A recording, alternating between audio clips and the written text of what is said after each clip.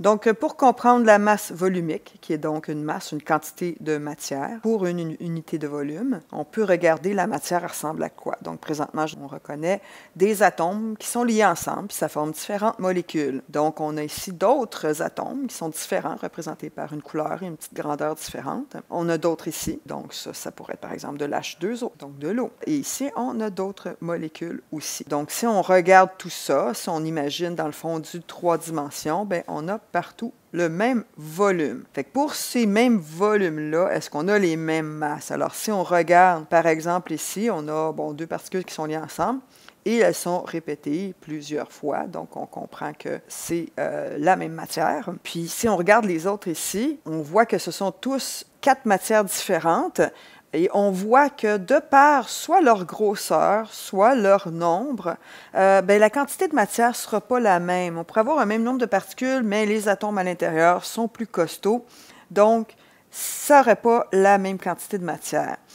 Donc, la masse volumique, si on a une substance qui est pure comme ça, on a une substance qui est juste de l'eau, bien, ça va nous aider à la caractériser parce qu'il n'y aura pas une autre substance qui va avoir la même masse, la même quantité de matière pour une même unité de volume. Alors que si on prend des mélanges, comme là ici à gauche, on a un mélange d'eau avec de l'H2, de l'hydrogène qui est relié ensemble. Puis de l'autre côté, on a un autre type de mélange. Mais on pourrait avoir deux mêmes quantités de matière pour le même volume, mais ça ne nous permettrait pas de caractériser quel est le type de mélange, parce qu'on voit bien qu'on a deux mélanges différents, mais pourtant, il pourrait y avoir la même quantité de matière pour la même unité de volume. Donc, on le voit ici, on a ici les mêmes, ici, mais autour, c'est pas pareil, puis pourtant, ça pourrait nous donner quand même la même quantité de matière parce que les mauves sont un peu plus gros. Fait que peut-être que les gros bleus, il y en a moins, mais accompagnés de mauves qui sont un peu plus gros, ça fait qu'on a la même quantité de matière. Et c'est le même principe aussi si on regarde un solide, un liquide, puis un gaz. Donc, la même substance, si elle est gazeuse, elle n'occupera pas le même espace. On voit bien à gauche que c'est un peu plus tassé. Donc, pour le même volume, on va avoir une masse qui va être plus grande que pour le gaz.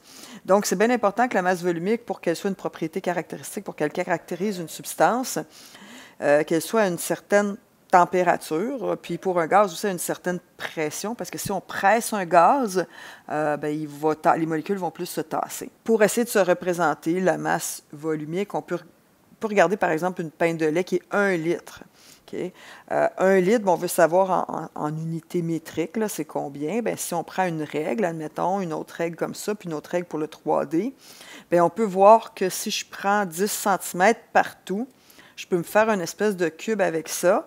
Et le lait dépasse par le haut, mais si on verse le lait dans ce cube-là de 10 cm par 10 cm par 10 cm, bien, on a notre même quantité, mais en 10 fois 10 fois 10, donc 1000 cm3, ou on peut le voir comme 1 décimètre cube, parce que 10 cm, c'est 1 décimètre. De la même façon, on pourrait regarder un petit cylindre gradué, on le remplit de 1 ml d'eau, on pourrait le comparer à un petit dé de 1 cm3. Donc, 1 cm3, un petit dé, serait environ 1 ml dans un cylindre gradué. Donc, quantité de matière pour une unité de volume, c'était symbolisé par ρ. Normalement, on va le représenter avec le système international des unités avec des kilogrammes par mètre cube. Mais c'est possible qu'on voit communément, surtout en mécanique, en physique mécanique, on va voir des grammes par centimètre cube puis des kilogrammes par litre, tout dépendant des substances qu'on utilise. Comment on fait pour faire des transformations? On a 1000 kg. On sait qu'un 1000 kg d'une substance correspond à 25 mètres cubes. Donc, on a ici un gros 1000 kg qui est représenté avec 25 mètres cubes. Puis là, on se demande si on a juste 1 mètre cube, ça va être combien notre nombre de kilogrammes? Donc, dans le fond, on veut savoir sa masse volumique, sa masse pour une unité de volume. Si on regarde, c'est proportionnel tout ça. Si je prends 1 mètre cube par rapport à mon 25 mètres cubes, ça pourrait ressembler un peu à ça. Fait que je peux regarder combien de fois ça rentre. Fait que dans le fond, mon 25 mètres cubes, je l'ai divisé par 25 pour arriver à 1 mètre cube.